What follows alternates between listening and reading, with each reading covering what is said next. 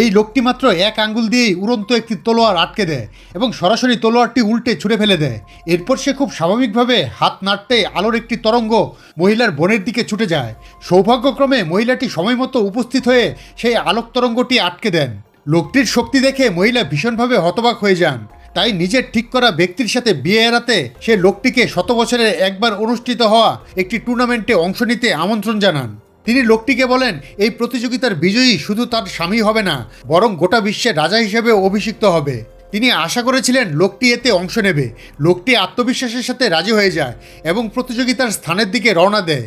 যখন মহিলার হবু জামাই সেখানে উপস্থিত হলো, সে লোকটিকে লুজার বলে উপহাস করলো এবং বলল যে সে ওই মহিলার জন্য প্রতিযোগিতা করার যোগ্যই নয়। ঠিক সেই মুহূর্তে রেফারি হঠাৎ প্রতিযোগিতার নিয়ম ঘোষণা করলেন।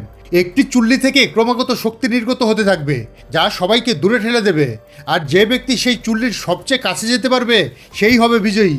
প্রথম প্রতিযোগী অত্যন্ত আত্মবিশ্বাসের সাথে এগিয়ে এলো, কিন্তু প্রথম পা বাড়াতেই সে চুল্লির শক্তির কাছে বাধা পেল এবং ব্যর্থ হলো। এই দৃশ্য দেখে জনতা স্তব্ধ হয়ে গেল। পরের প্রতিযোগীরা তো 3 ধাপের কাছেও পৌঁছাতে পারল না।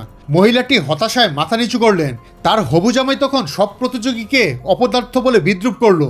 এরপর সে নিজেও চ্যালেঞ্জ নিতে এগিয়ে গেল। সে যখন অনায়াসে 3 ধাপ পার হয়ে গেল, জনতা ভাবল বিজয়ী নির্ধারিত হয়ে গেছে। কিন্তু লোকটি বলল এটাই হবু জামাইয়ের শেষ সীমা। সে তার কথা বিশ্বাস না করে জোর করে চুল্লির দিকে এগিয়ে যাওয়ার চেষ্টা করলো। মুহূর্তেই সে ভয়ঙ্কর চাপ অনুভব করে এবং সাহায্যের জন্য নিজের বাবাকে ডাকে। তার বাবার সাহায্যে সে কোনো মতে 5ম ধাপ পর্যন্ত পৌঁছাতে পারলো, কিন্তু এরপরেই সে ছিটকে পেছনে পড়ে গেল। এই দৃশ্য দেখে মহিলার বোন তাড়াতাড়ি মহিলাকে লোকটির আশা ছেড়ে দিতে বলে।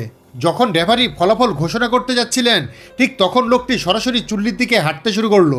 দ্রুত 6ষ্ঠ ধাপে পৌঁছানোর পর চুল্লি থেকে বিশাল শক্তির এক বিস্ফোরণ ঘটল এবং দর্শকদের সবাই পিছিয়ে যেতে বাধ্য হলো। কিন্তু লোকটি শান্ত রইল, এমনকি সে সরাসরি চুল্লির একদম সামনে চলে গেল। যখন আগুনের শিখা লোকটির শরীরকে গ্রাস করে নিল, জনতা ভাবল সে ব্যর্থ হয়েছে। কিন্তু যখন তারা দেখলো যে সে অক্ষত আছে, তখন সবাই চরমভাবে বিস্মিত হলো। আর লোকটি প্রতিযোগিতার বিজয়ী হয়ে মহিলার স্বামী নির্বাচিত হলো।